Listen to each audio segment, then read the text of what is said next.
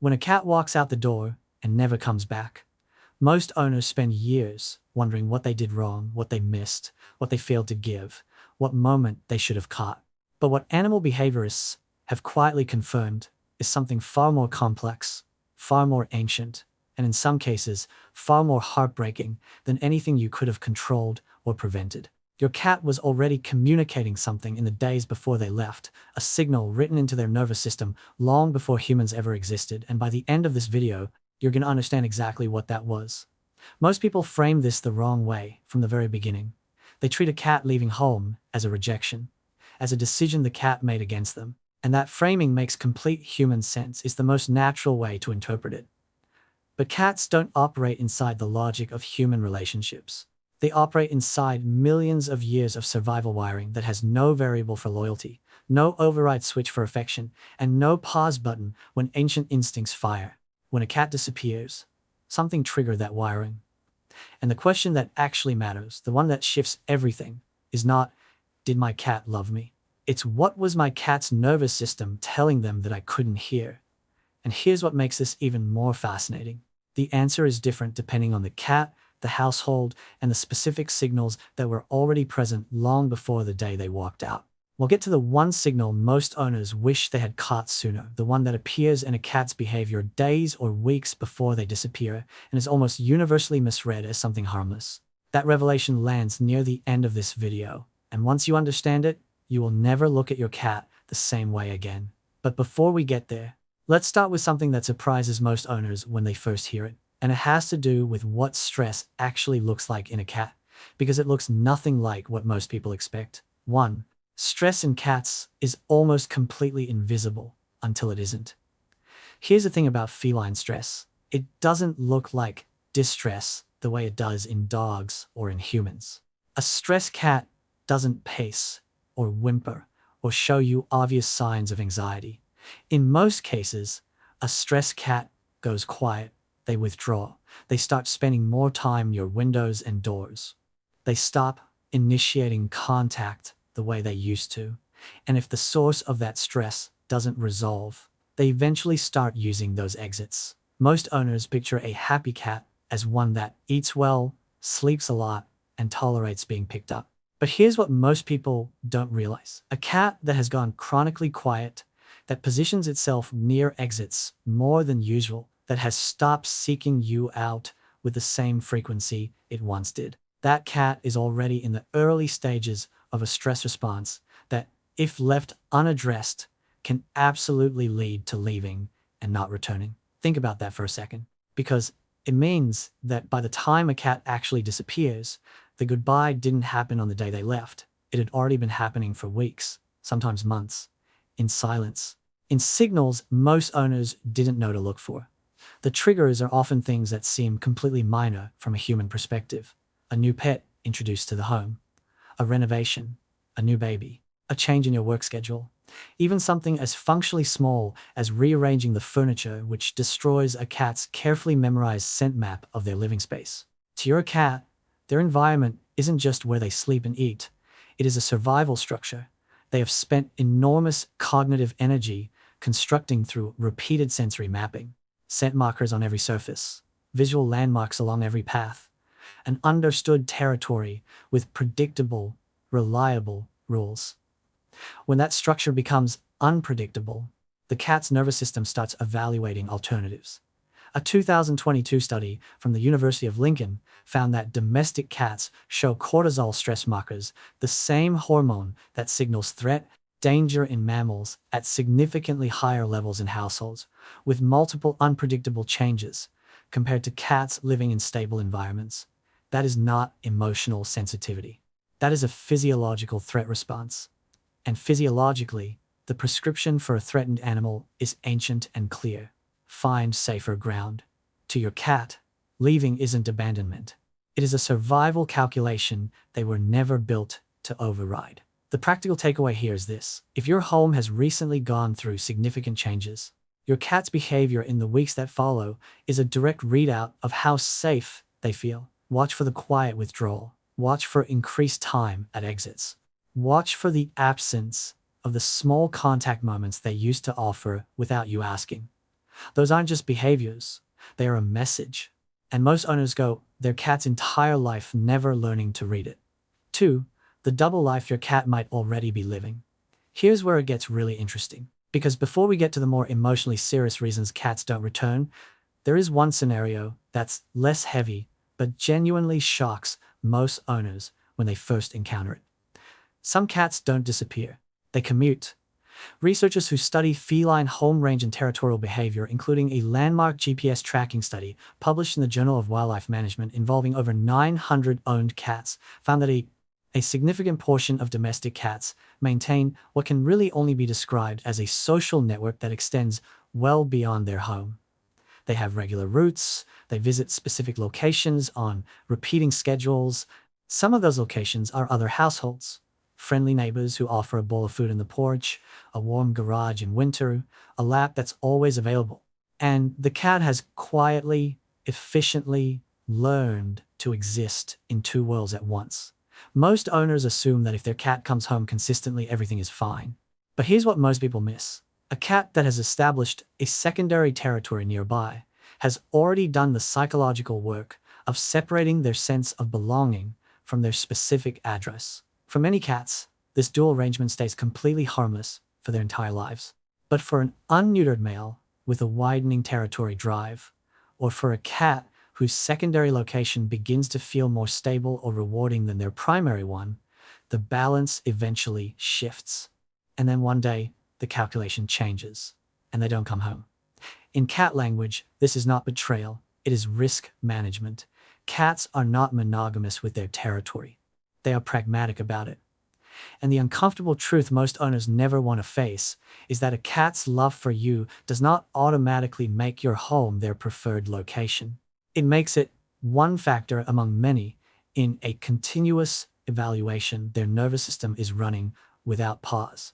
This is why if you ever notice your cat returning home less hungry than expected, or coming in from outdoors and showing noticeably less interest in your company than usual, it is worth paying attention to. Not with alarm, but with curiosity.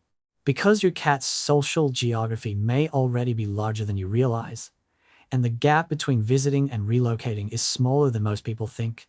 3. Fear, and what happens when a cat's survival brain takes over completely. Stay with me here. Because this section is the one that changes how you understand what cats actually experience in moments of genuine panic. And it is the part most owners wish someone had explained to them before it ever happened to their cat. Cats are wired with a threat response system that is, in some ways, more sensitive than almost any other domesticated animal we share our lives with. Their amygdala, the part of the brain that processes fear and initiates survival, fires with extraordinary speed, faster than conscious thought, faster, in many cases, than any calming signal you could send.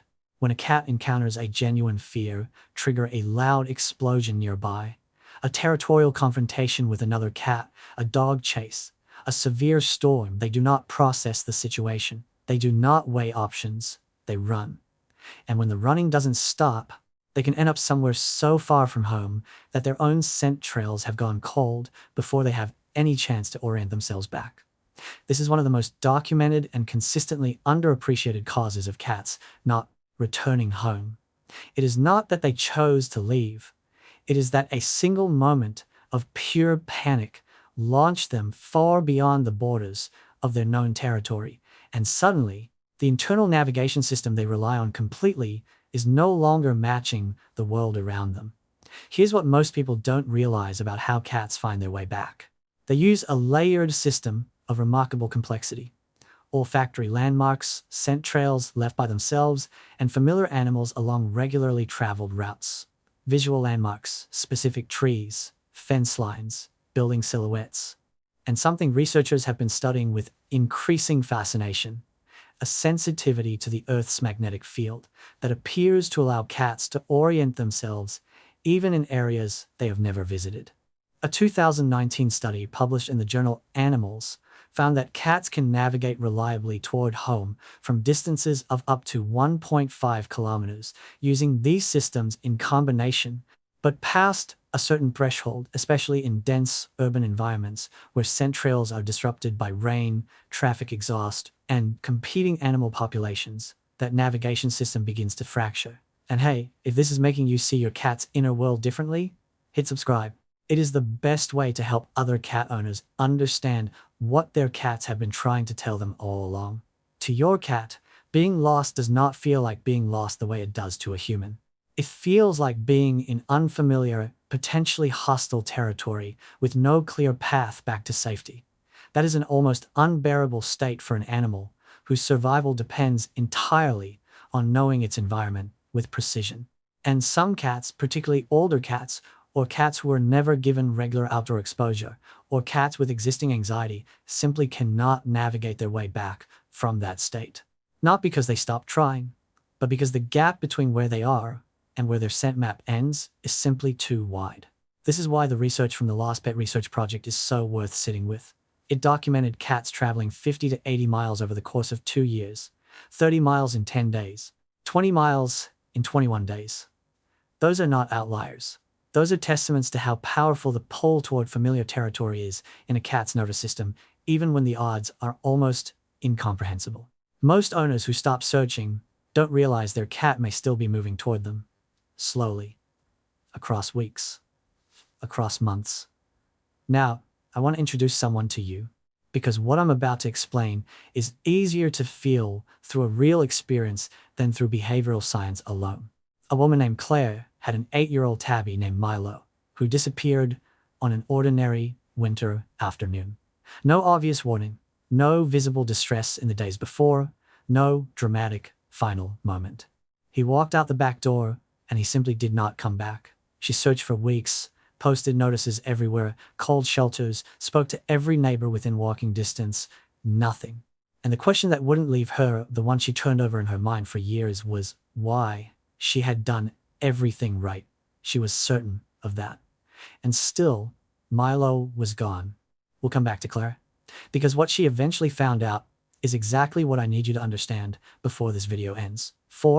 The instinct that no amount of domestication has ever fully removed. Here's what most people never fully appreciate about the domestic cat. They are not, in any complete biological sense, a fully domesticated animal. Dogs have been domesticated for somewhere between 15,000 and 40,000 years, depending on which archaeological evidence you consult. Cats? Closer to 10,000. And the domestication process for cats was far less selective, far less deliberate. We didn't breed cats for obedience or emotional dependency the way we bred dogs over generations for specific behavioral traits. We made a practical arrangement with them. They stayed near human settlements because we attracted rodents. We tolerated them because they solved the problem. That arrangement slowly deepened into something that looked like domestication. But the genetic reality is that the domestic cat is neurologically and behaviorally nearly identical to its wild ancestor. The Wildcat template is still fully intact underneath every purring house cat on every couch in the world. What this means in practice is that underneath your cat's domesticated behaviors, the headbutts, the slow blinks, the kneading, there is a fully operational wild predator. The hunting drive, the territorial imperative, the reproductive instinct. These are not behavioral quirks or occasional moods. They are survival systems that have been running continuously in the feline lineage for millions of years. And they do not pause because a cat lives in a warm apartment with a full food bowl and a person who loves them completely. This is especially stark for unneutered males. In the wild, a male cat's territory can span several kilometers. When a female cat in the surrounding area enters heat, an unneutered male will travel extraordinary distances in direct response to that chemical signal. Not because he is making a choice to leave, because his body is running a program that was never written with home as a relevant variable. A 2017 study from the University of Georgia, using GPS tracking data from owned cats, found that the home range of unneutered males was on average 3 to 4 times larger than neutered males. That difference in range is, in many specific cases, the precise difference between a cat who comes home and a cat who doesn't. The hunting instinct functions similarly. A cat that spots movement, a bird landing at the edge of their vision, a small animal crossing their sightline, something flickering beyond a fence, engages a pursuit response. that completely bypasses deliberate thought. In that moment, your cat is not thinking about you. They are not weighing the safety of home against the uncertainty of what lies ahead. They are running a 400 million-year-old instruction with a single command: chase. And sometimes, the chase leads them somewhere entirely new. Somewhere they have never been. Somewhere they do not know how to leave. In the wild, these instincts kept the feline line alive long enough to become the animal sitting with you right now. In the domestic world, they can get cats killed, or lost, or so far from everything familiar that even a cat whose entire self wants to return simply cannot find the thread that leads back. 5. What your cat's disappearance was actually trying to tell you, and what most owners are never ready to hear. Remember earlier when I said there was one signal that appears in the days before a cat disappears, almost always misread as something harmless? This is it. And I want you to stay with me here, because this is the part of the video that matters most. There is a behavior in cats that veterinarians and animal behaviorists understand well, but that most cat owners are never told about until after it has already happened to them. It is called solitude seeking. And it is one of the clearest indicators that a cat is experiencing significant physical pain or serious illness. When cats are genuinely sick, not mildly unwell, but dealing with organ failure, cancer, severe infection, or the systemic deterioration that comes with advanced age, they do not stay close to their people and seek comfort the way dogs reliably do. They do the precise opposite. They find the quietest, most hidden, most remote location available to them. And if they have outdoor access, they go there. They go somewhere they've never gone before. They find a corner of the world where no one will find them easily. And sometimes they don't come back from it. This is not a choice in any conscious sense. This is one of the oldest survival instructions the feline nervous system carries. In the wild, a visibly sick animal is a target. Predators read vulnerability with extraordinary precision. The instinct to hide, when weakened, to become invisible to the ecosystem around you, is so deeply embedded in the cat's wiring that fully domesticated, deeply loved, completely safe indoor cats will follow it in their most vulnerable moments. They are not leaving because they stopped loving you. They are leaving because every alarm in their body is telling them to find somewhere dark and quiet and safe. And they have no way to understand that the safest place in the world for them is already where you are.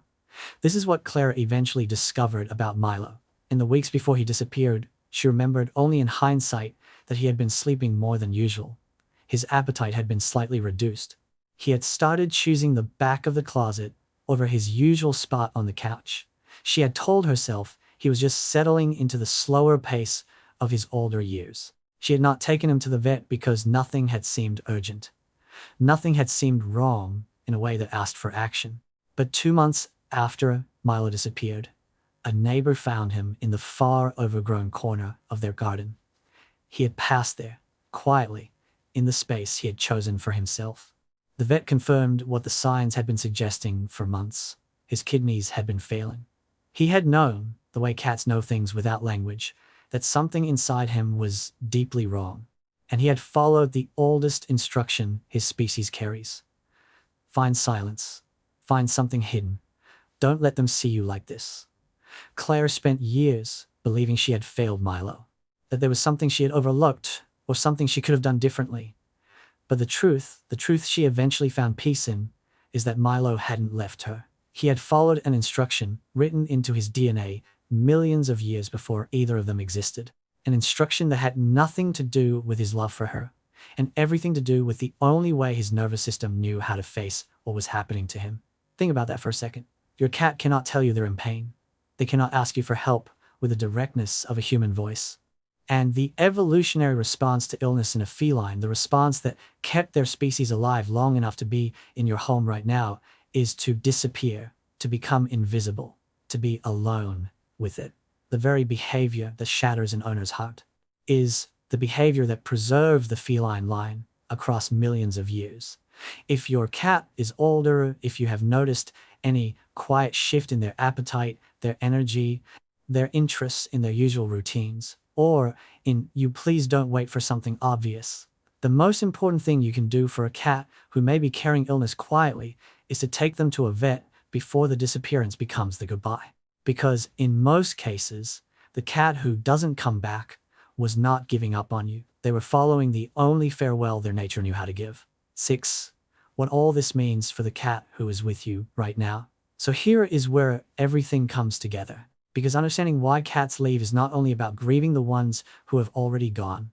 It is about the cat who is right now in your home, in your space, running a continuous, unconscious evaluation of whether this place is worth staying in. The research across feline behavior, territorial psychology, and attachment science is remarkably consistent on this point. Cats who feel genuinely secure in their home territory, who have stable routines, sufficient stimulation, appropriate outlets for their predatory drive, and a relationship with their owner built on consistent, predictable, positive interaction are cats who stay.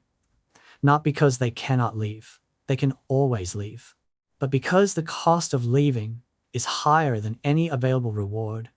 That is how cats calculate loyalty. Not through affection in the human sense of the word, through risk and reward. Through the continuous, unspoken question their nervous system is always asking, is this place safe enough? Is this person predictable enough? Does anything beyond that door offer something this place does not?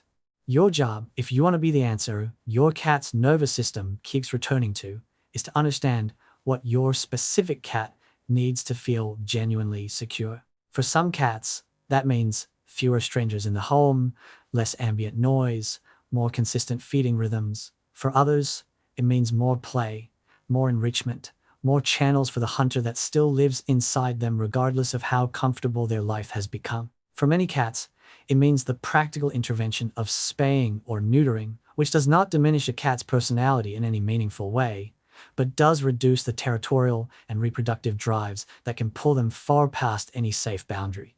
And for every cat, without exception, it means this. The bond you build through consistent, gentle, reliably present attention is the single most powerful thing tipping the calculation in your favor. It doesn't override instinct entirely. Nothing does. No amount of love fully removes the ancient code, but it raises the cost of leaving. It makes your home the answer to questions your cat's nervous system has been asking since the day they were born. It makes you someone they have learned to associate with safety at a level that goes deeper than comfort, deeper than habit, deeper than the daily routines you share. Most owners never think about it this way. They think about whether their cat is happy in the broad, comfortable sense of the word. But the question that actually matters is more precise than that. Does your cat, in any given moment, feel safe? Not just warm and fed, not just tolerated, safe, seen, chosen. Because to your cat, you are not just their owner. You are their entire world.